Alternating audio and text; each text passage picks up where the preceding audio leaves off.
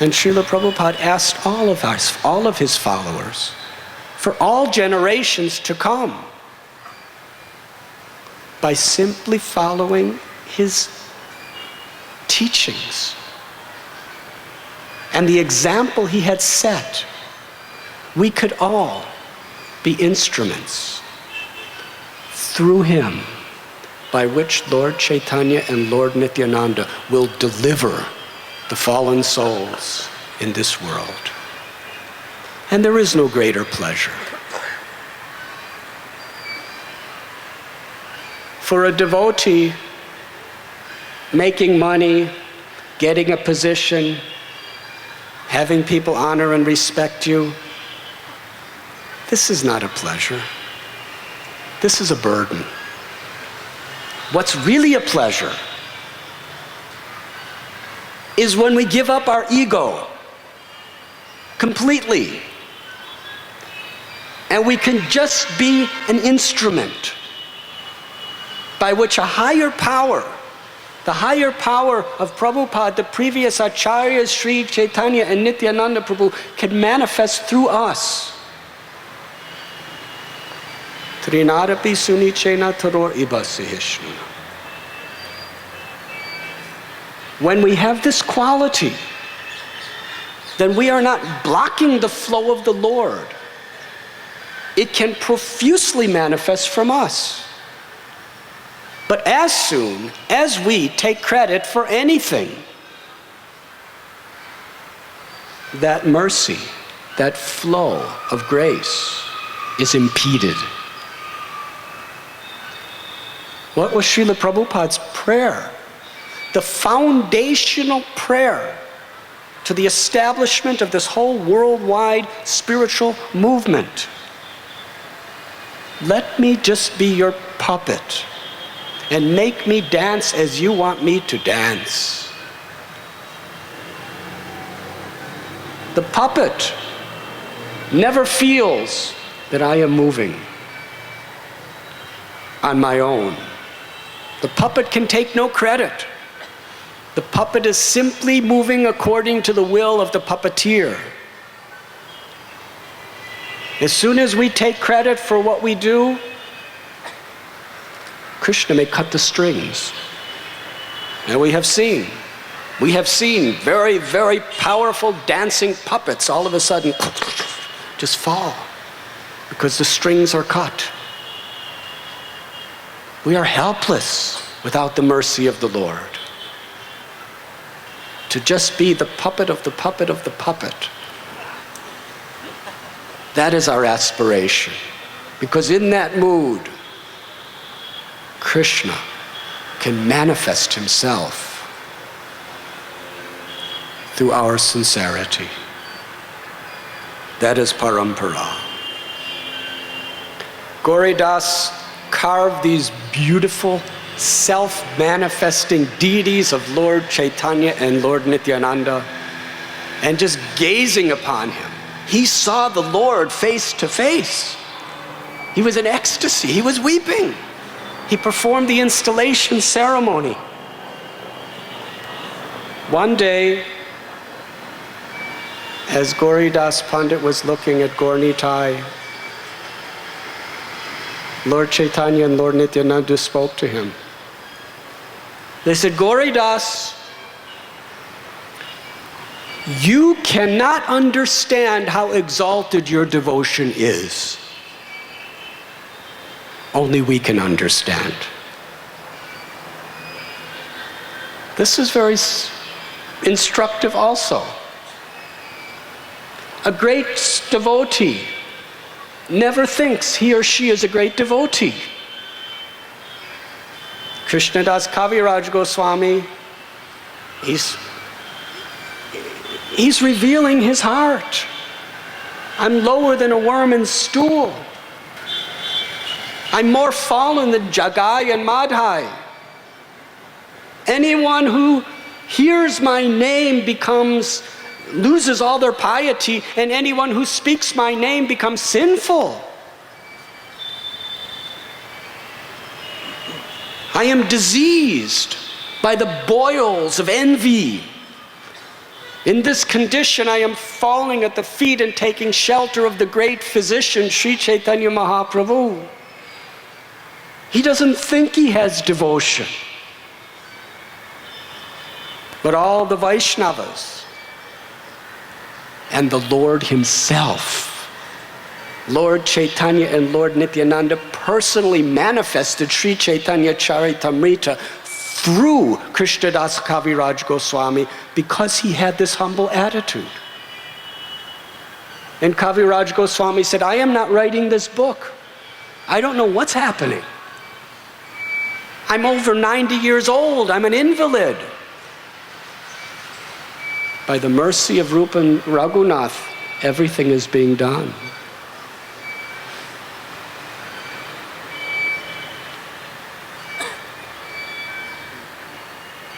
Then Lord Chaitanya and Lord Nityananda said to Gauridas, "O Subal, can you not remember your previous life?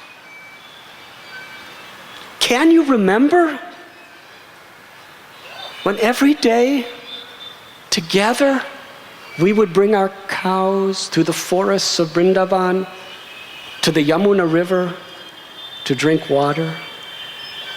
Can you not remember, Subal, all the fun and games we would play together in the pastures of Brajbhumi?" And then, right before Subal's eyes, Lord Chaitanya turned into Krishna. His complexion like a dark tamal tree, beautiful lotus-like eyes, the Gunja Mala decorating his body.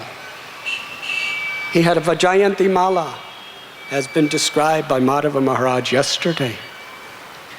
He had a peacock feather adorning his curling blackish hair, which encircled his moon-like face, his lips red like the bimba fruit, his nose like a sesame flower.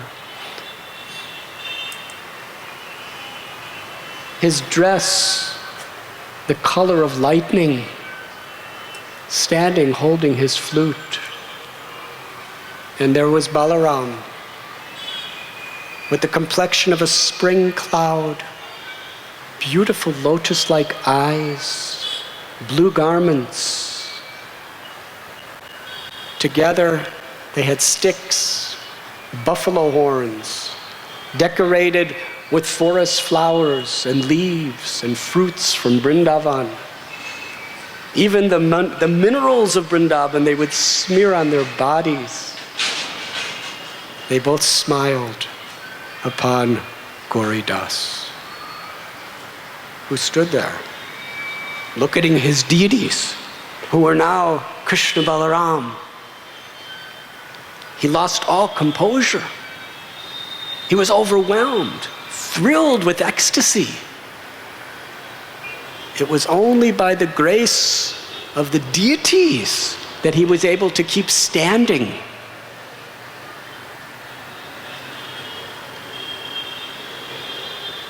In this way, Gauridas could do nothing but silently stare and stare and stare at the beautiful forms of his beloved Lord and chant the holy name.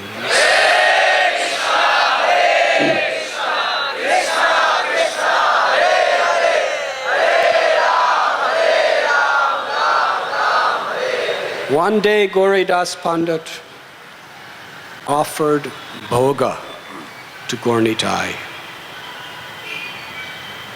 With sincere devotional prayers, he requested his deities to honor the food. And he had such a close connection with them that he would actually see them eat. But on this particular days, the deities remained completely silent, but did not eat. Some time passed. Gauridas Pandit became angry.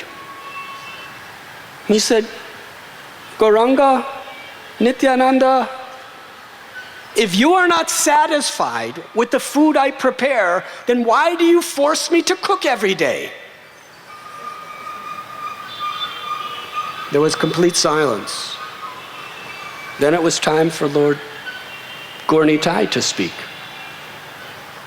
They said, Gauridas, can't you just prepare a small offering? Every day, you cook so many preparations in huge quantities. And we ask you, just make a little, but you never listen to us. Don't you know that every day we see how hard you struggle and toil to cook so many preparations, and so much it causes us pain? Just cook a little. We'll be happy. Complete silence. Then it was Gauridas Pandit's turn.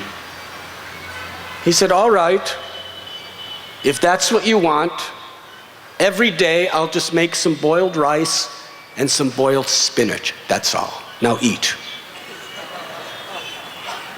He had no intention of doing that, but he'd say anything to get them to eat. So hearing that, Lord Chaitanya and Lord Nityananda smiled and laughed, and they ate everything. And as they were eating, the deities were talking, oh, this preparation is so good, it is so good, it is so tasty, it is so delicious. And Gauridas Pandit was very, very happy.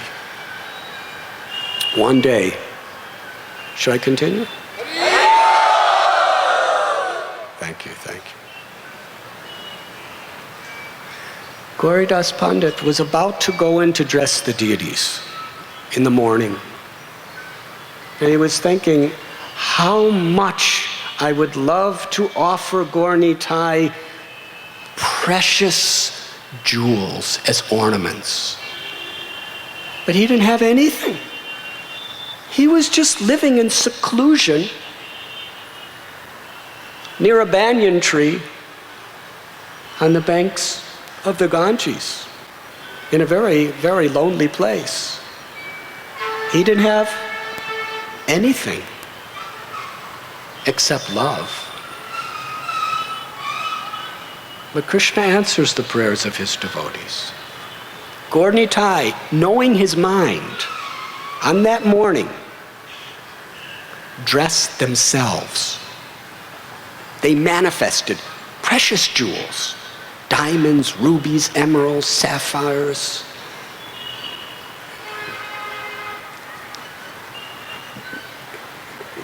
And they were inlaid in gold and silver and ivory.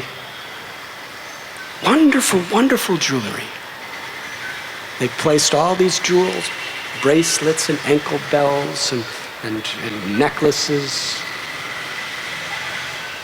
And Gauridas went and opened the doors to the temple, and he saw the deities dressed like this. He was struck with wonder. He was thinking, in my meditation, these are exactly the jewels and ornaments I was offering to the deities. And now I'm seeing that the deities are actually wearing these things. Like this. And in his mind, he's collecting water from the river, and then he's filling pots, then he's making a fire, then he's putting rice in it, then he's going out and to fields and collecting vegetables, and getting sugar from the marketplace. He's doing all this in his mind. And he's preparing everything. He makes a wonderful feast. And with it, kheer, or sweet rice. And he's thinking it should be nice and cold before offering it to the deities, so he touches it. Lord Narayan started to laugh. Lakshmi said, why are you laughing? He said, look down there, this Brahman. Let's bring him back home, back to Godhead right now.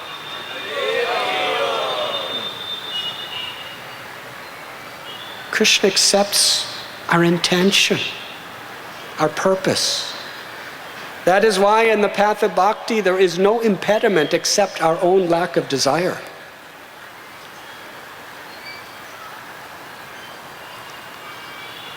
Narasimha Das Brahmachari, Narasimhananda Brahmachari, he paved that magnificent road for Lord Chaitanya to go from Kuliagram toward Brindavan.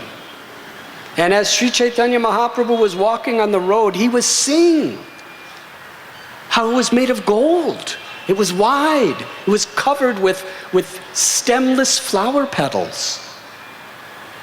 He saw beautiful lakes and trees and birds. Whatever was in Narasimhananda Brahmachari's mind is what Sri Chaitanya Mahaprabhu saw.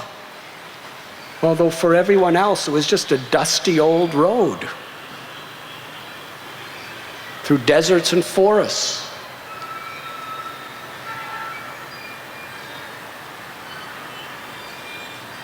What Gauridas wanted to offer the deities, but had no capacity materially to offer, Gaur Nitai personally dressed themselves with every one of those ornaments.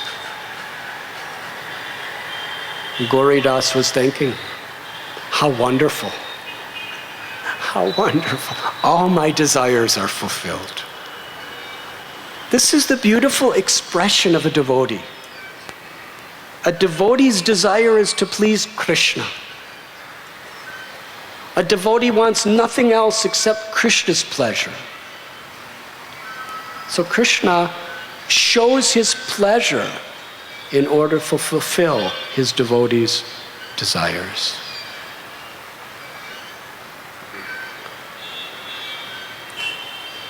Then the deities manifested their original form, and Lord Chaitanya spoke to him. He said, actually, Gauridas, what pleases us most is ornaments made out of flowers. Flowers are more precious to us even than jewels. Patram pushpam palam toyam yome bhakta prayachati. Krishna says in Gita, offer me a leaf, a fruit, little water, or a flower with devotion, and I will accept it. Who cannot collect flowers?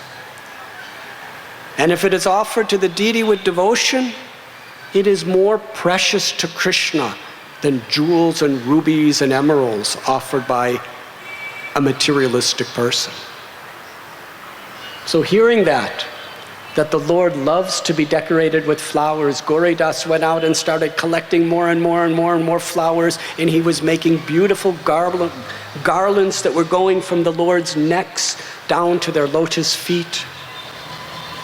And he was making bracelets and anklets and all sorts of other necklaces made out of the wild flowers. And then after decorating them, Gauridas Pandit picked up a mirror and showed it to Gaur Nityananda for their pleasure. And seeing them, their faces smiling with so much happiness, looking at their own image in the mirror, Gauridas wept uncontrollable tears of love. Early one morning, Gauridas Pandit went to visit Gadadhar Pandit, who is the incarnation of Srimati Radharani in Sri Chaitanya Mahaprabhu's pastimes. When Gadadhar Pandit saw Gauridas, he said, "You have come just by seeing you, a great Vaishnav. I know that today will be a very, very good day." And Gauridas Pandit, with great humility, he said, "I have come to you because by offering my life to you, I could become good." They embraced. Gadadhar Pandit said, "How can I serve you? Whatever I have is yours. Please tell me." Gauridas Pandit said, I pray that you fulfill my one desire. Gadadhar Pandit said, anything, whatever I have is yours, please ask. He said, I want your associate, Hridayananda. Gadadhar Pandit immediately called for Hridayananda. Hridayananda bowed down before the two Pandits, worshiped them with love, and then Gadadhar Pandit, with great affection, he said, now I am dedicating you in the service of Gauridas Pandit. You go with him, you are his. Now this was a very, very deep pastime, because from his early childhood, Gadadhar Pandit raised Hridayananda and personally taught him the Holy Scriptures. Every day he profusely showered his blessings on little Hridayananda until he grew up. He had such deep affection for this devotee. But still, in a spirit of selfless service to a Vaishnav, he was willing to give him away to serve Gauridas Pandit, because that was his will.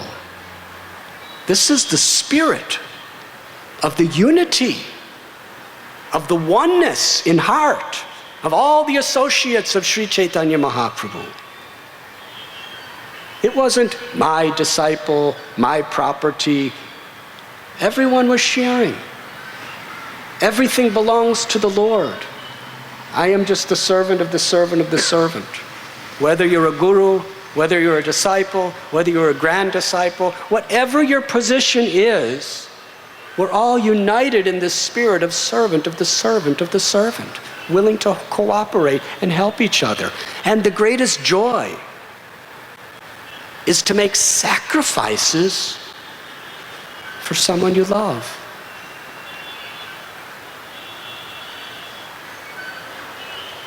Gauridas Pandit and Gadadhar Pandit spent the rest of the day speaking about Krishna and chanting the holy names in Nam Sankirtan.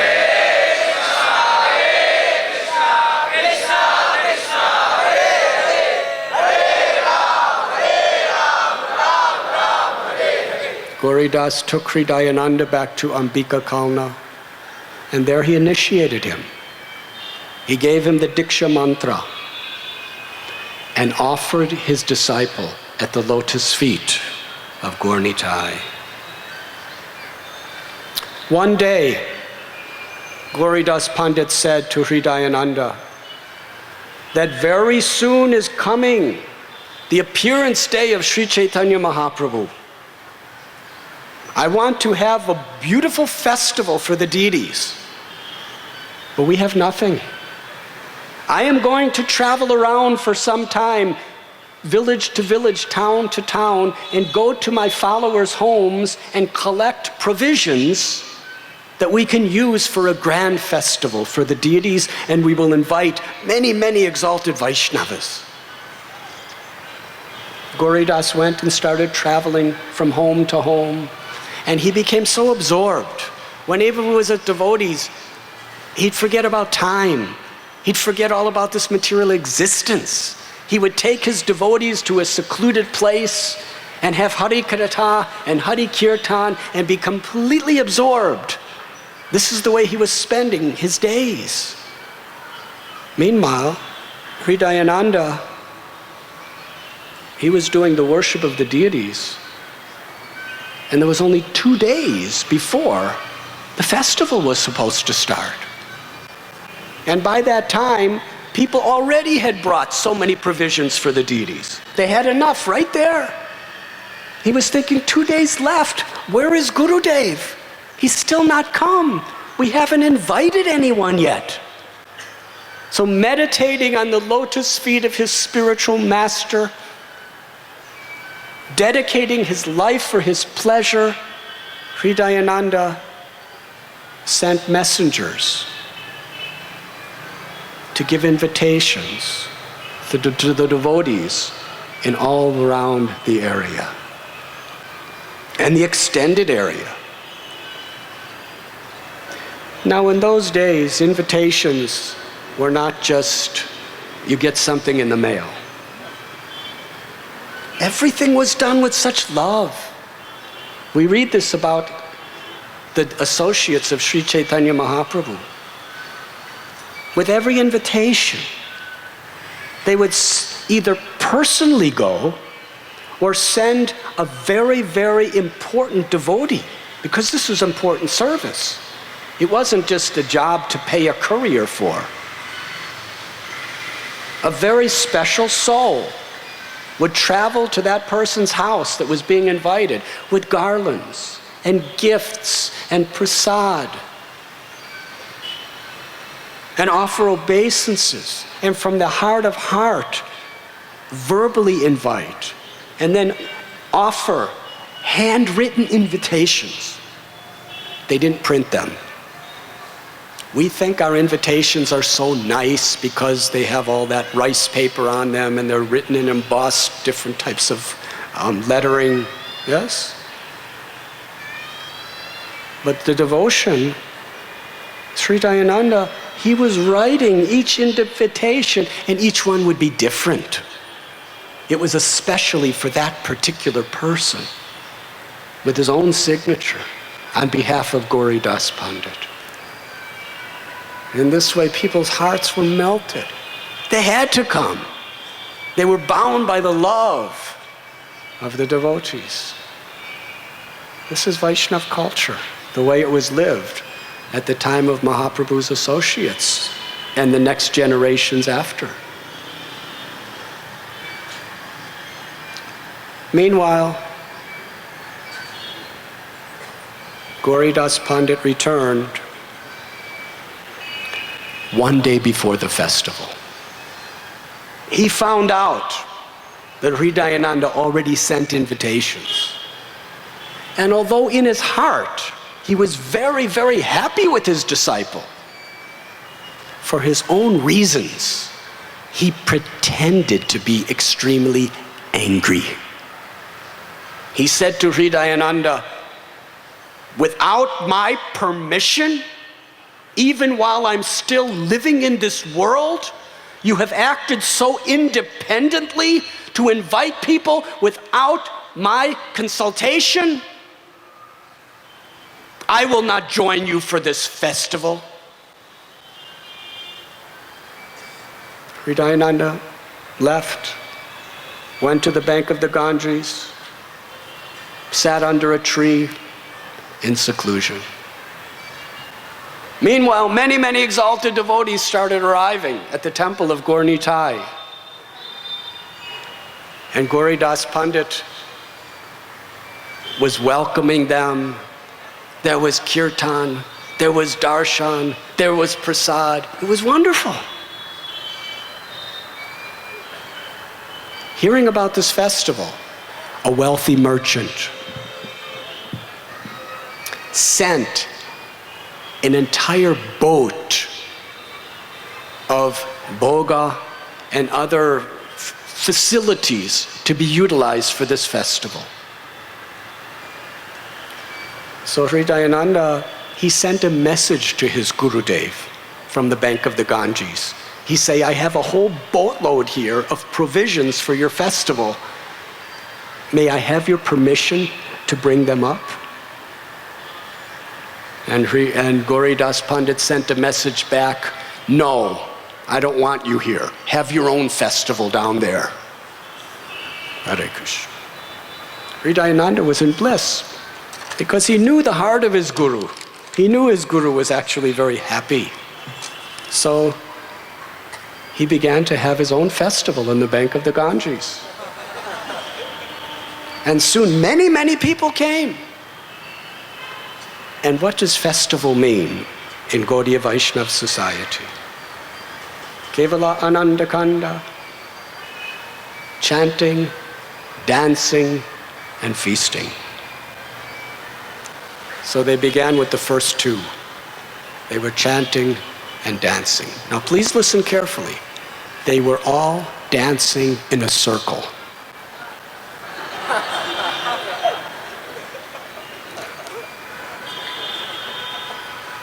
Now at night when we say dance in circles, this is parampara. They were all dancing in circles. And as all the devotees were chanting and chanting and chanting, the mridangas and the karatals were playing so beautifully they filled the entire sky. And the chanting of the holy names was emanating from the hearts of each devotee with so much love, with so much devotion. All that could be heard in the four directions was the beautiful sound of Krishna's holy names.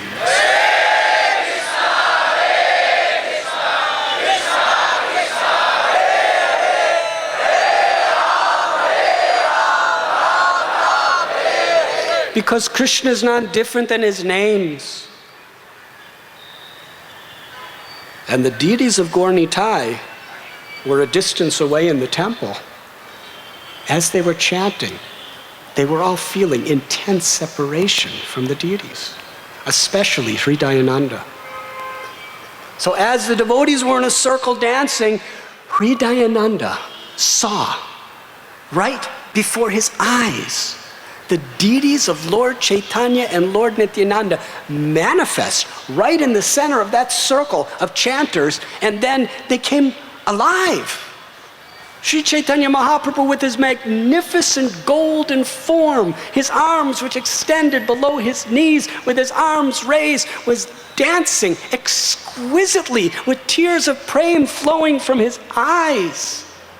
And Lord Nityananda Prabhu was loudly crying out the holy names, dancing and dancing and dancing. The two brothers were in absolute ecstasy as they looked at Hridayananda and smiled. Hridayananda was weeping, overwhelmed with love. Meanwhile, Gauridas Pandit, who was so proud of his disciple, could hear the kirtan. It was so loud. It was so full of love. He was so inspired, so happy with his disciple, even though he was pretending to chastise him. Then he told another disciple, Gangadas, now go to the altar and perform arti. Gangadas opened the doors. There was no one home. The deities were gone. He called Gauridas, Gurudev, the deities are gone. Gauridas came running and he saw this. And he immediately understood what happened. Because that kirtan was so enthusiastic with devotion that Gaur Nitai left the altar to go to the bank of the Ganges, bound by the love of Hridayananda. Although Gauridas Pandit was in so much ecstasy from the very core of his heart, he was so happy with his disciple, he pretended to be very angry and picked up a stick and stormed down to the bank of the Ganges. Meanwhile, Gaur Nitai were dancing, dancing, and dancing when they saw Gauridas coming with a stick. They became afraid. And all of a sudden, they just disappeared. And they went on the altar, back in the temple. But Gauridas saw something that deeply affected his life. He personally witnessed Lord Chaitanya Mahaprabhu dive from the kirtan right into the heart of Hridayananda. Gauridas Pandit gazed at the heart and he saw Sri Chaitanya Mahaprabhu munificently as bright as a million suns, giving darshan to him in the heart of his own disciple. For a long time, he just stood there and gazed at the Lord in Hridayananda's chest. And without even knowing it, the stick fell from his hand. And then in great ecstasy, he reached out his arms, ran to Hridayananda, embraced him, and drenched Hridayananda's entire body with the tears of his love. There is no greater happiness for a real spiritual master than seeing a disciple making advancement in Krishna consciousness. Seeing a disciple receiving the mercy of the Lord, attaining love of the Lord, and being empowered by the Lord. Gauri Das just embraced his disciple again and again and again. And then he spoke with a faltering voice. He said, "My child, from this day on, I give you the name Hriday Chaitanya, in whose heart Sri Chaitanya Mahaprabhu is forever residing." And from that day on, his name became Hridayananda. Together, Gauri Das Pandit and Hriday Chaitanya, his name became Hriday Chaitanya. The two of them returned to the temple of Gaur Nitai, and on that day, in the holy festival, Gauri Das Pandit entrusted the Seva Puja, the worship of Gaur Nitai, to Hriday Chaitanya. And the festival continued, where many, many devotees from all directions assembled, where they chanted, they danced, and they ate sumptuous Krishna Prasad. And in this way, Lord Chaitanya and Lord Nityananda were most pleased.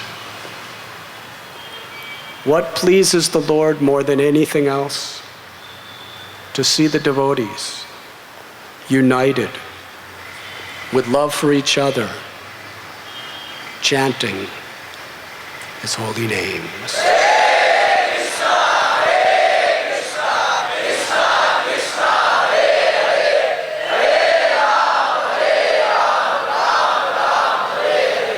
Even if we have disagreements, even if we have different natures, different tastes, different communities, castes, nationalities, all of these things are external and superficial. What is important?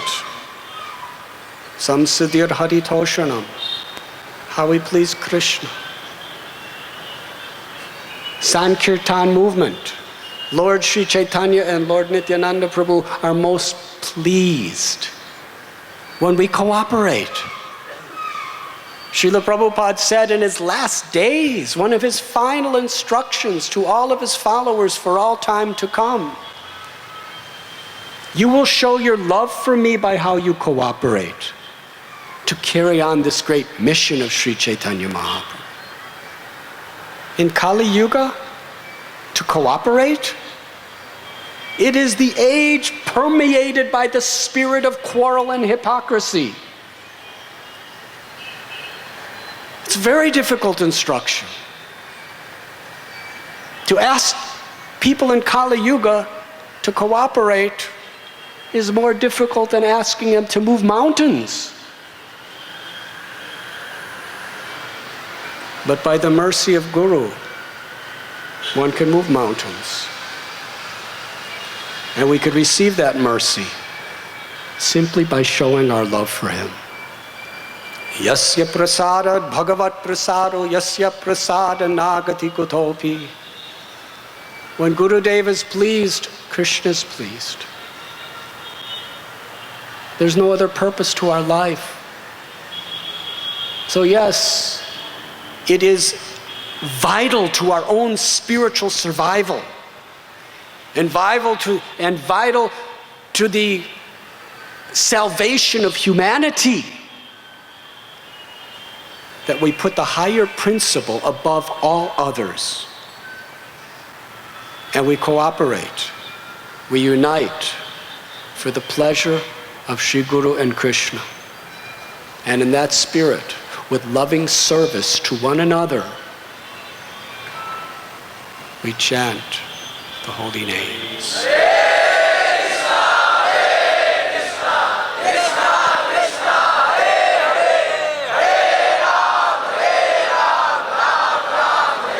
And just as we find in this story, when we chant in that united spirit of devotion, a circle. The interesting thing about a circle is no one has a higher seat or a better position than anyone else. Yes? In a circle, we are all just united as one. We're all interconnected. When we chant the holy name with that consciousness, yes, Radha Krishna, Krishna Balaram, Gaur Nitai, they manifest in their names. They dance, whether we see them or not. They will be dancing with us in kirtan. They will be empowering us. And they will be attracting the whole world to the Harinam Sankirtan movement.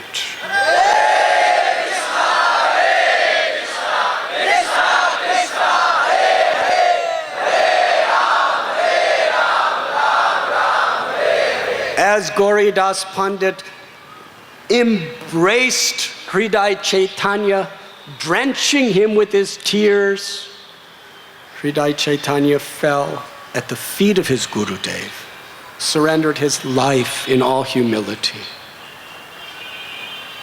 Together, they organized the wonderful festival.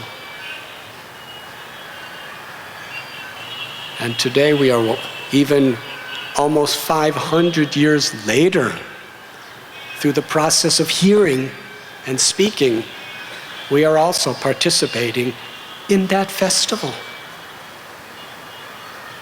On the transcendental platform, there is no difference between sound and the actual object describing that sound. Namachintamani Krishna Chaitanya Ras Vigraha. Krishna is none different than his name. When we describe through parampara the beautiful pastimes of the Lord, in fact, not in theory, not in emotion, but in reality, whether we understand or realize it or not, it is a fact that that pastime is being enacted now. And all the benefits of being there present when it originally was enacted are ours. Prabhupada told a disciple, when I am speaking Bhagavad Gita to you, you are on the battlefield of Kurukshetra, sitting there in the presence of Krishna speaking to Arjuna. When we are hearing Lord Chaitanya and Lord Nityananda, or Krishna and Balaram, Radha Krishna's Leelas in Brindavan, when we're hearing about the stories of the great acharyas, we are there. If we can just appreciate that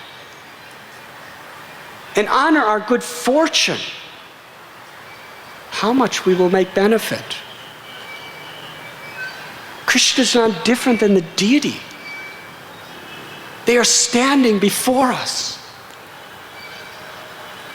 If we take them to be ordinary, they will appear ordinary. So this is why we come to Pune yatra. This is why we come to Sadhu Sangam, to actually enter into the pastimes of the Supreme Personality of Godhead. In fact,